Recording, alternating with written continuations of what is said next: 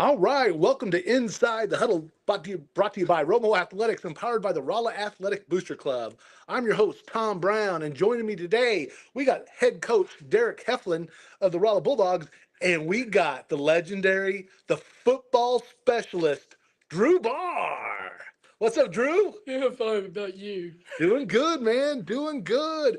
Hey, so before we get started, man, we just had a good meal. Who Yeah. provided that meal for us? So we there was a miscommunication with some stuff, and the moms were able to get. We had Domino's, we had Little Caesars, we had Papa John's. All got it out of in a short period of time and got it here. It was awesome, good food. Sonic donated the water, so everybody went home happy and full for sure. Great. Once again, the moms stepping up, Yes. and they're able to react just like we do on the football field, right, Drew? Yes. Sometimes you got to call an audible, don't you? Yeah, I could go to the Huddle. Yeah, call him.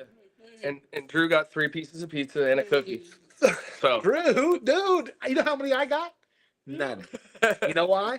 Trying to cut some weight. That's why. And Drew took all my pizza. yes.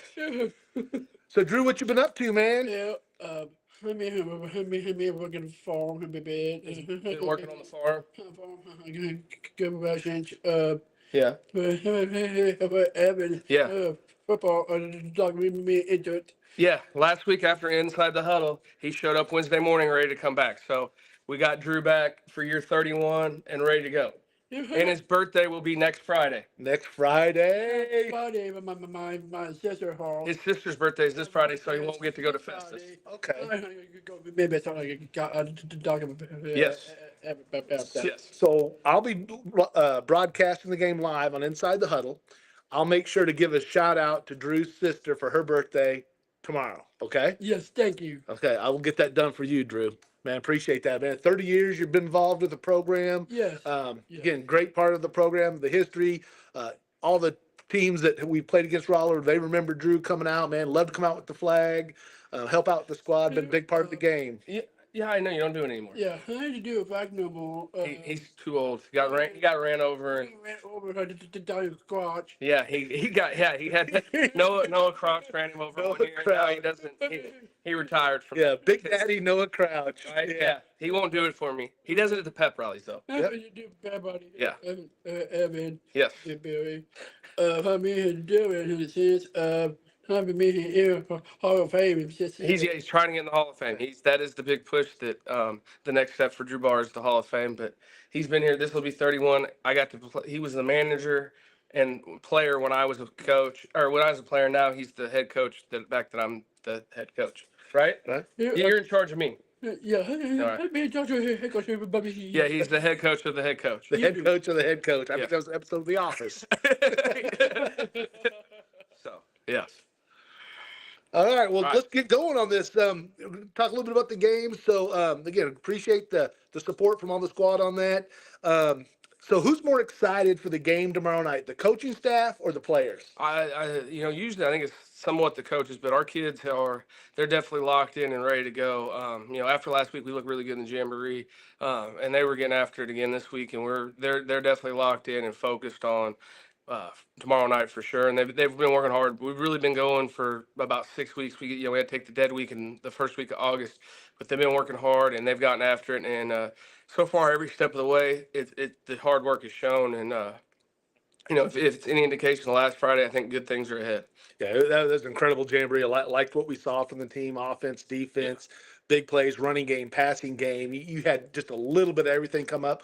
All the players that you expected big things from did big things, and then everybody else did their part as well. I think that was just a great showing. Yeah, no, I thought defensively. I thought we played great team defense. There wasn't one individual standout. Everybody was doing their job where they were supposed to be when they were supposed to be there. And then, like you said, offensively, we ran the ball well. We passed the ball well. We made some big plays when we needed it. And it was just kind of CP and Easton were the kind of the big play guys, and Emery's just gonna move the chains and grit it out 4 and 5 yards at a time. And then Mason De La Garza and Jack and Kinder got in there at those running back slot positions and made some good things happen. And, if we had been a game, I think I'd have got flagged for running down there and celebrating with Mason. We ran the kid from Uniover, but it was a great run, and he finished it the way he should. And he's really worked really, really hard and been impressive at running back. So I'm just excited to see where we're at and go test against a good football team in Festus for sure. Yeah, I think seeing the weapons out there and so many weapons and just different looks you can give. Again, I know the running game's the key. You want to establish that. You got the power game with Hayden and with Easton, again, showing what he can, where he lowered his shoulder on a couple kids, and he's a big kid running at you. And and again, he's got to probably be a top 5 kid in speed. Probably. Oh yeah.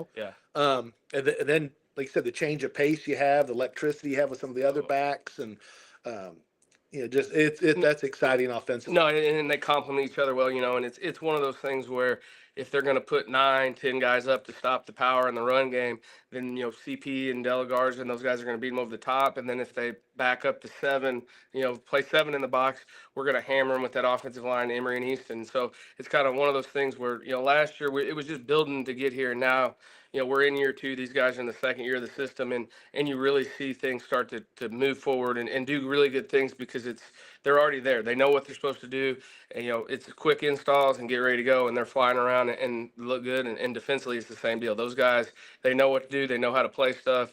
They're ready to go, and they're definitely ready to go hit somebody else. That's for sure. Yeah, definitely.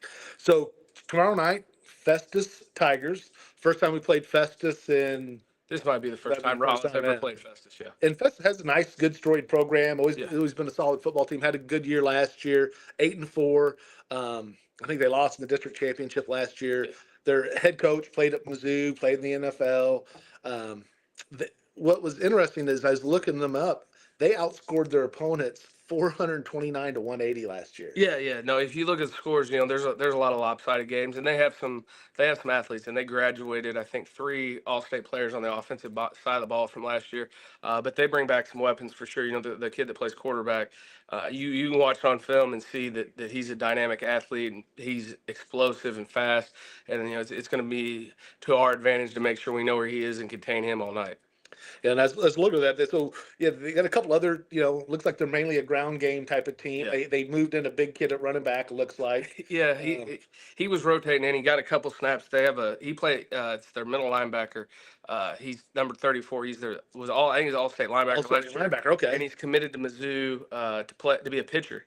Wow. But yeah, and they moved him in. He had 1 or 2 carries in Jamboree and looked good. And then they've got another back that complements him. That's a smaller change of pace guy. So we were ready for both of those guys, and they rolled through a lot of kids in Jamboree. But yeah, no, last year they put up a lot of points and they looked good. So it's gonna be a good challenge for us out of the gate. And being out of the Ozark Conference for sure, it's gonna be a new thing for us because Rolla probably hasn't gone east to play a game in a long time. So and not just playoffs. Yeah. I mean, I've beaten Borgia in 2017 or 18 is probably the last time we went that direction. So, it's exciting, it's fun, and it's new for our kids, and you can definitely feel a sense of excitement of, hey, these are new teams, this is a new challenge. So, it's been nothing but good things from that end. Yeah, you talk about that all-state linebacker. He was a 4-year start. He's a 4-year starter for them. Yeah. Which again is kind of amazing thing about a freshman starting.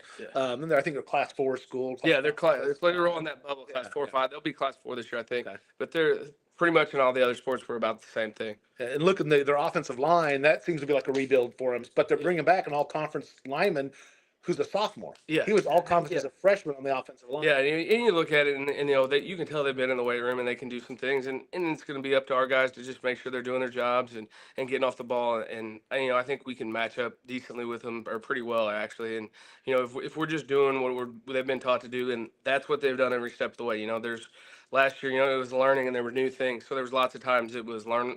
We're teaching it, but as you go through, now you're a full year in, so they understand everything, they understand fits, and it's looked a lot better. And I think that if we keep doing that, good things will come, especially on the defensive end. So if we take a look at how you guys are going to react and the adjustments that you're making for your team going forward into this first night, So the line was one of the things you returned 3 starters. Then after that, what are we looking at for how we're going to be starting? We're looking at right now. We're still, I think Peyton Fuller and Kylan Jamison are going to start on the right side tomorrow night. JT Rogers has been that mix, and he actually has had bug bites all over his legs, so he's been struggling to practice. He'll be kind of questionable.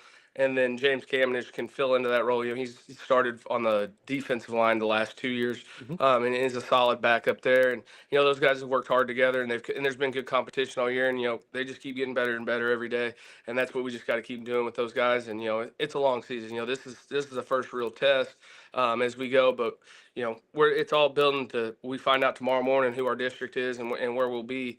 But it's all to week 10, and last year week 10 we played probably our best game, and we just came up short in the last few seconds of the game. But we just got to keep building and working and getting there. And those guys up front, Coach Hugh, they'll get it where it needs to be for sure. Oh, definitely, yeah. And I like where we're at. Again, we got having the returning experience with juniors. You're going to have Emory and Easton back there. Then you have CP, you have Mason, you got Cam at tight end. I mean, we've got a lot of guys, and that's the bad thing when you have to start sophomores and juniors, and it's almost all sophomores and juniors. You take some lumps there, but the good thing is about those guys is they become seniors and juniors, and those guys have played. They played 10 games last year. A lot of the seniors played as sophomores. So I was talking to Trent the other day. It's like you're going to start your I guess 20-something game.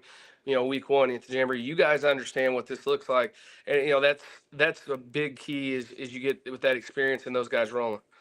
Yeah, we talked before about like on defense, you're bringing back your 7 leading tacklers from last year, except for Jed. Now Jed's going to be. It's hit or miss. He had an MRI that said he'd be out for the year, and then he got another one. So we're waiting on another MRI and hoping that there's some good results and he can rehab and maybe be back at some point. But it's all kind of up in the air at this point right now. Yeah, so I think he was second leading tackler. I think. Yeah, he was our second leading tackler. Yeah, he had Trent coming back 107 tackles, and I mean he's been up there that 100 mark. I think. Yeah, I think he's been right at 100 both years. And he's solid and been in there and did a good job at the Jamboree. He was hurt in the summer, but stepped right in and filled a good role. And Caden Reedy's really improved.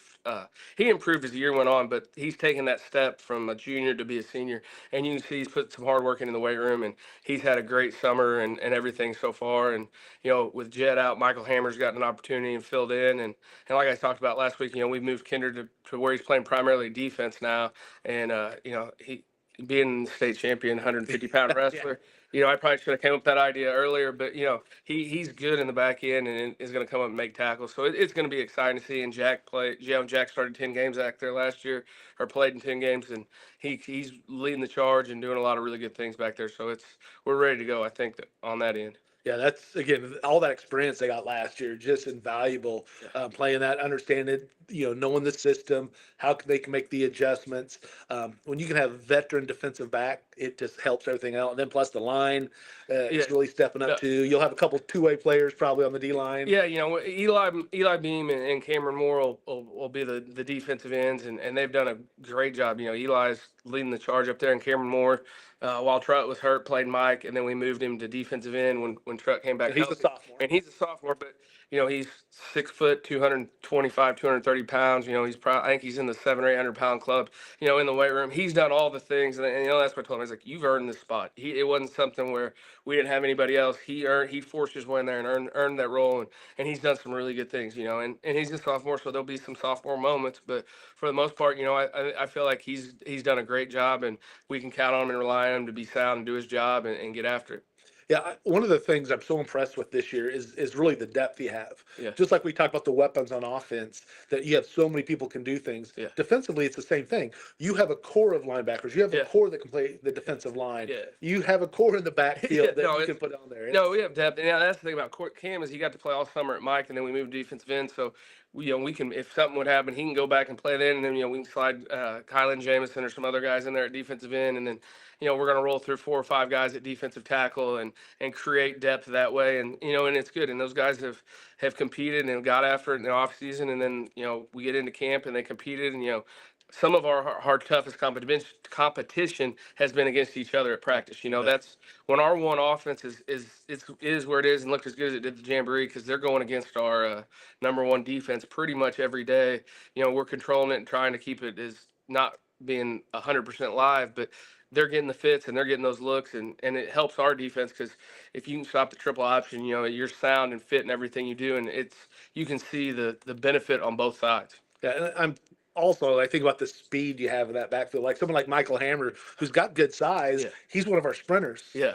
Ethan Smith used to be a 200 Yeah, no. meter sprinter before. He focused strictly on the football. Yeah, no, I mean, we have some guys that can break away. That was my dad comes and watches practice all the time, and that was one of his comments is you have more athletes on this team than you ever did in all the years you were at Washington. I said, yeah, I'm well aware of that fact. We got away with years of where I think I was the fastest kid on the team at Washington. Now we're here and we've got athletes, and now it allows us to be a lot different and more diverse on offense, and then not have to worry about getting beat deep and different things that we had to do there defensively because we got 4 or 5 guys that you can trust that are going to be where they need to be, and they're not going to get beat deep and all those things, and it allows us to play a little more free and be a little more creative in the things we do defensively.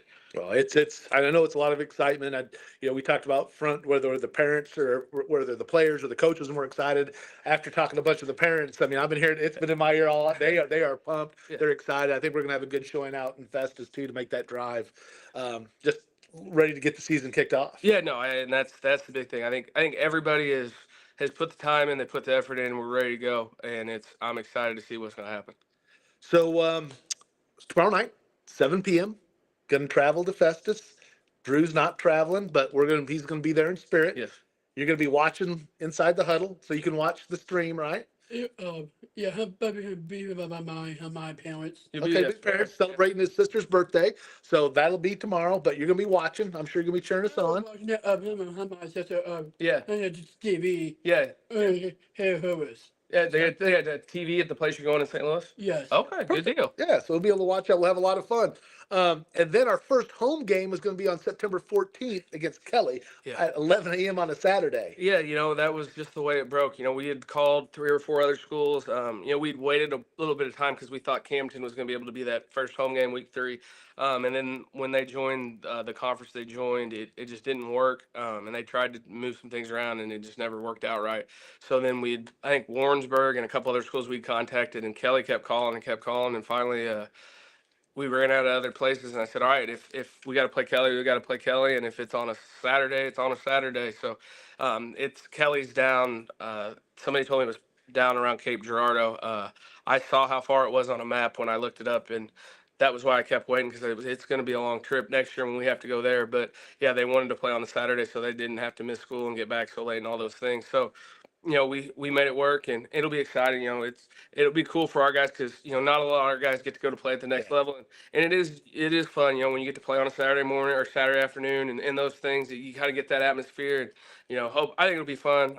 And hopefully we're coming off some wins, and again, we have some excitement. And it'd be good to see everybody come out and support the kids because they have worked their tails off, and they've done some really good things. And last Friday after the jamboree, I could tell there was a level of excitement like you were talking about. As I'm coming up off the field, there's a lot of people that are hey, they look good, we're doing good things, and they've done that with the hard work they've put in and the effort and the stuff that we're doing every day. This week we've had to change practice and try and do things because it's been whatever, when the 90s and close to 100. So and those guys have done the stuff they need to do to be ready to be successful.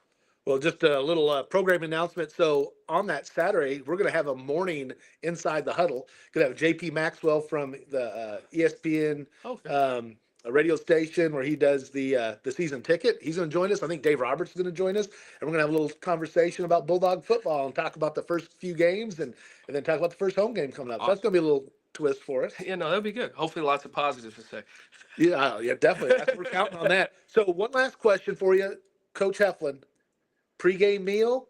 Do you have a favorite pregame meal, pregame breakfast, pregame snack? Do you have any type of tradition that you do for a meal on pregame? When I was a player, it was chocolate chip pancakes. I had to, and it was a struggle when I got to college, and I had to make them myself. And then really, since I've been in coaching, I don't really eat very much on game day. It's usually I order Jimmy John's, and it's Jimmy John's for lunch, and that's pretty much what I eat until I get home. Depending on where we're going, 1 or 2 in the morning, something like that. But it's usually on those game days you're focused and there's a million things to do. And at some point I force myself to eat so that way it's there. But, and I still get a little excited about things and you get nerves and all those things. So it's just easier just to get going. And Drew gets the chicken wrap from Jimmy John's. I ordered Is that your game day meals and chicken wrap from Jimmy John's? Huh? Yeah, yes. Yeah, He talks me into getting him lunch all the time during football season. But it works, doesn't it? yeah. Yeah. There's nothing wrong with that. All right. Well, hey, good luck tomorrow. Kickoff's at 7 p.m. We'll have it right here on Inside the Huddle. So join in on Facebook. You see it. We're going to start that live stream just a few minutes beforehand. Don't want to get too caught up in the pregame stuff. So for Coach Derick Heflin, for the football specialist Drew Bahr, I'm Tom Brown. And from Inside the Huddle to the heart of the game, we'll see you next time. Good job, buddy.